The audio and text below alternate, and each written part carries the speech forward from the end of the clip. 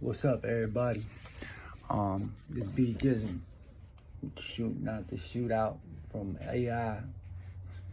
He did his tribute for Kobe Bryant, the greatest to ever play. Lace up a pair of shoes. I believe he was the baddest man to ever step on the court. Some say otherwise. A lot of people trying to push him down further and further in the list. It ain't right. Like AI said, y'all forgot the beam, man. Here goes Allen Iverson's tribute to Kobe Bryant.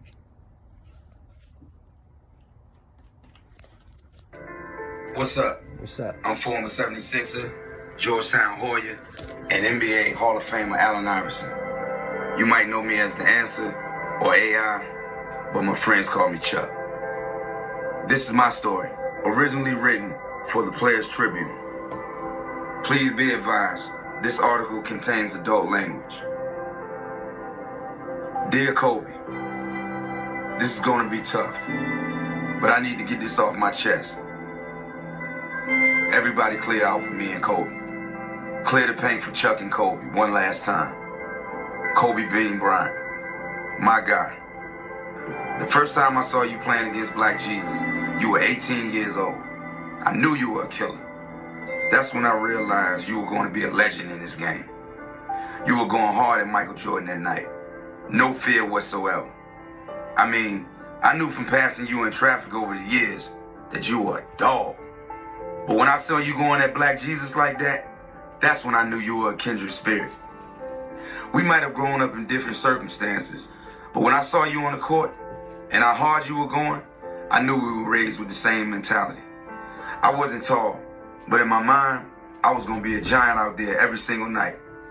You were 6'6" and could score in your sleep. But that wasn't even enough. You was trying to be the best that ever did it. Everybody say they want to be that, but not everybody is willing to sacrifice what it really takes to do it. Remember when I came to LA the first time our rookie year? You picked me up at the hotel and we went out to get something to eat. And you asked me what I was doing later. I said I was going to the club. I mean, we're in LA. I'm going to the club. Kobe, come on, man. And what you say? I'm going back to the gym. You probably the only dude in the history of the game where the mystique wasn't exaggerated. The Mamba was no myth, man. It didn't even do you justice. 1, 2, 3 in the morning, we knew where you were. Me and you, every single time we stepped on the floor, we were going to war. But it wasn't an animosity thing. There was never beef. It was like heavyweight fighters beating the hell out of each other. And then at the bell, it's nothing but love and respect. Greatness needs company, and we needed each other. Mike needed Prince, like Prince needed Mike. Tyson needed Holyfield, like Holyfield needed Tyson. Everybody needs that person to say, oh, you the shit, huh? Well, I'm the shit too. And you were the shit. You was the shit. You were the toughest man that I ever seen in this game. The most cold-blooded serial killer I've ever seen. The fiercest competitor I've ever seen. I remember hearing the story that you were on the road and you were watching highlights of me dropping 35 on the Knicks at the Garden our rookie year. And you got so mad you smashed up the hotel and started researching me like you were the CIA. Get me to file on AI. I bet it was like that. Studying how great white sharks hunt down seals in the Pacific Ocean and whatnot. What I love about that story is the truth. That was just our relationship. Two dudes pushing each other to greatness. The next time you came through Philly, you were all up in my shit. There was no half-stepping. Every first step I had to go 100. You were 6'6", and it was like you wanted to guard me. You wanted the challenge. You wanted to show me that you were the baddest motherfucker to ever play the game. And I ain't want no part of Kobe on the other end. Man, hell no. I ain't stopping you. Ain't nobody stopping you. You were Kobe.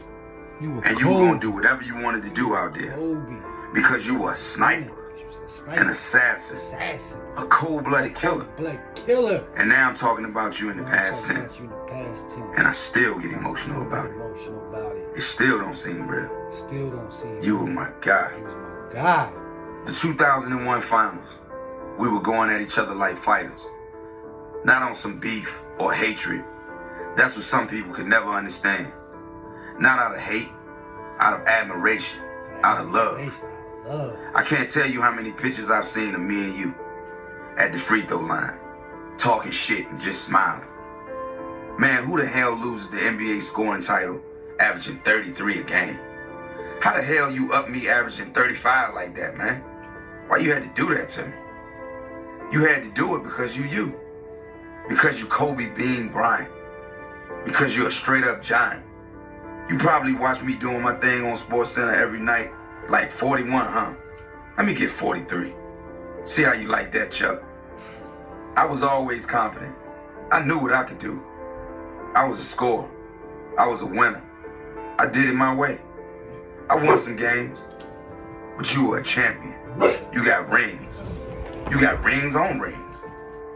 You were loved all over the damn world, and you were loved in my own house. My oldest daughter loved Kobe Bryant.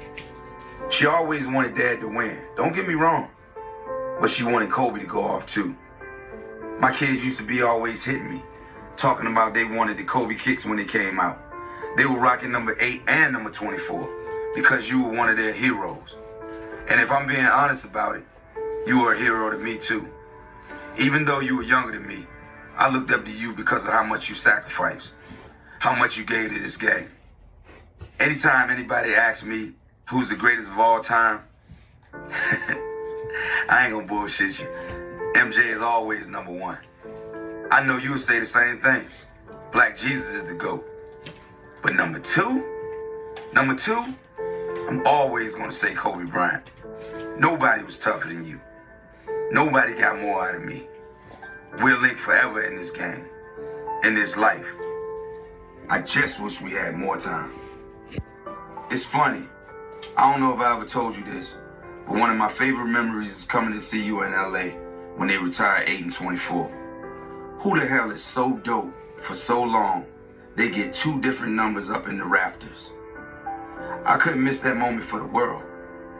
But you know what's crazy about it? Everybody in the Staples Center was treating me like we won the ring in 2001. Security was giving me all types of problems when I was trying to get down there to the floor, man. Y'all won, Los Angeles. I'm trying to get to the court and congratulate you like that's my guy. And security is looking at me like I'm crazy. Y'all won. Y'all got all the rings. Man, I finally got onto the floor and I gave you a hug and you were holding your baby girl in your arms. That was a moment I'll never forget. I was just so happy to be there. I was happy to be a part of the legacy that is Kobe Bean Bryant. Where did time go, man? The first trip to LA feels like it was yesterday. We were just kids with everything in front of us. You asked me what I was doing later. I told you I was going to the club. You told me you were going back to the gym. I'll never forget that. You're not here on this earth anymore, but you're not going either. You just say the name Kobe Bryant, and all the memories come back in a split second. I can see you pointing your finger up in the air, walking up the court after you dropped 81 on Toronto. I can see you jumping in the air, just like Mike after you won the title. I can see you standing there next to me at the free throw line, smiling, not even saying anything, just looking at me like it's on, Chuck. Those memories ain't going nowhere. And yeah, we're gonna cry. We're still gonna cry sometimes when we remember that you really gone. But we're gonna smile like a motherfucker every time we think of the memories. I don't really know how I'm supposed to close out a letter like this. I don't really know how to say goodbye to an NBA legend, a father, a husband, a friend. I don't really have the words. All I know is, love you, bro. Sincerely, Chuck.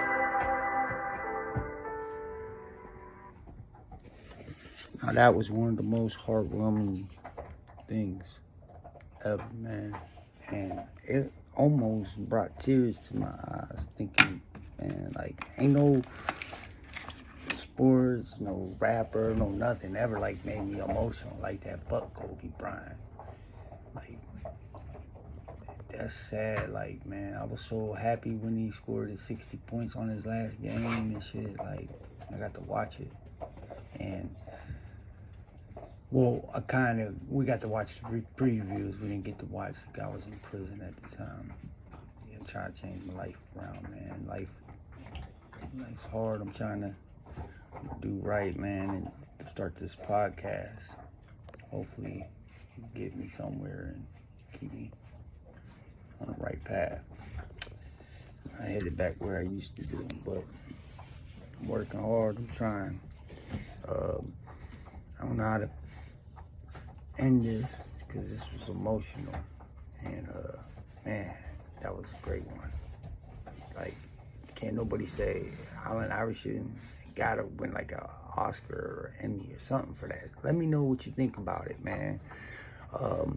Comment, please like and subscribe. Well, subscribe right now. I'm working on trying to learn the ropes and everything, but my podcast is gonna be called The Team, and please look it up, try to find it,